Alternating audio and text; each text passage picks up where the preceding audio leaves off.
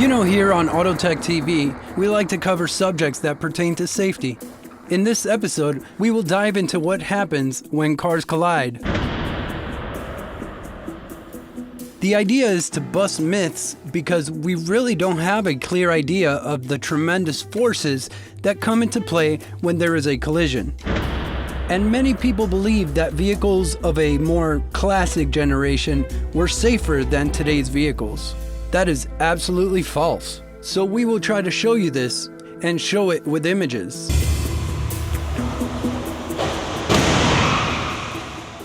To explain this, we have to start by laying down some concepts of physics. One of the core elements of physics says that when an object is in motion, when a car is in motion, it has a relative amount of energy to the motion, and one tries to stop it in some way, forces come into play. Stop it or accelerate it.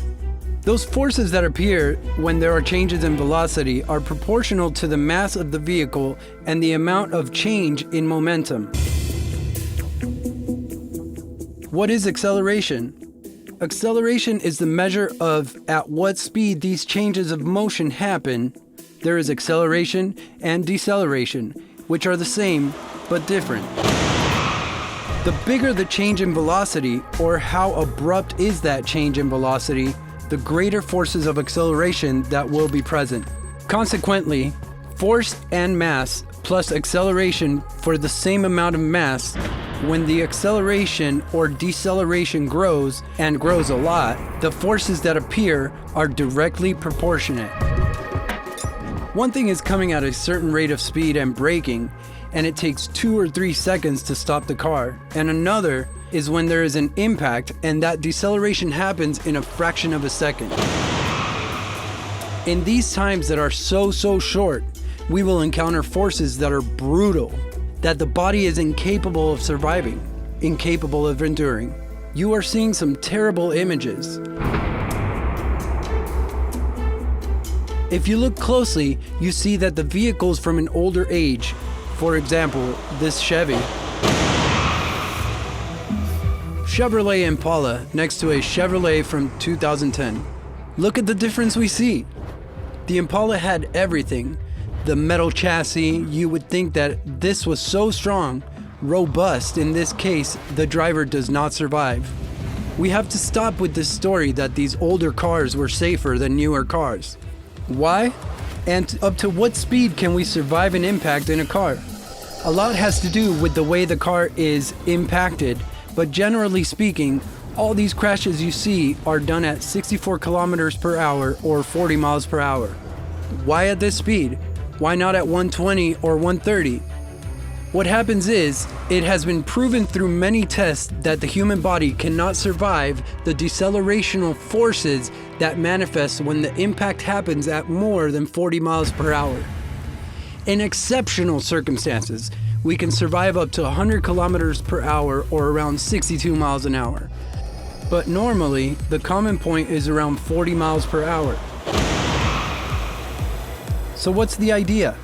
That the driver in the moment of a crash, for whatever reason, receive the least amount of the energy produced from the impact. That's why you see that newer vehicles apparently are completely destroyed. But if we pay close attention, we see that yes, although the outside gets pretty torn up, the cockpit or shell where the driver and passengers are located come away less destroyed than vehicles of an earlier age.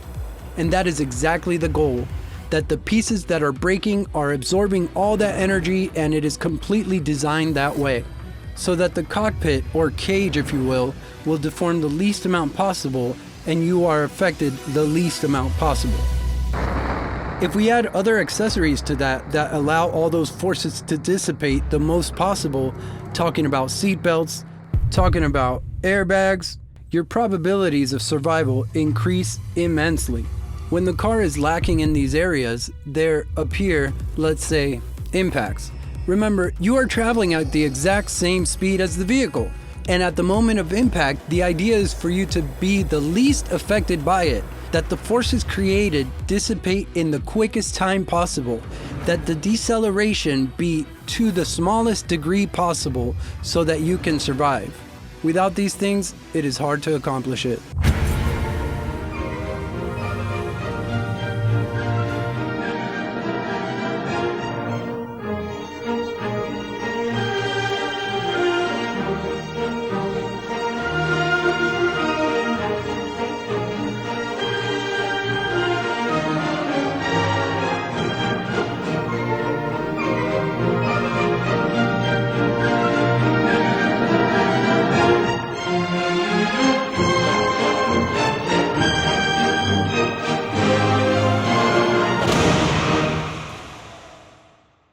Subscribe to our channel, AutoTechTV. Technology, clear and simple.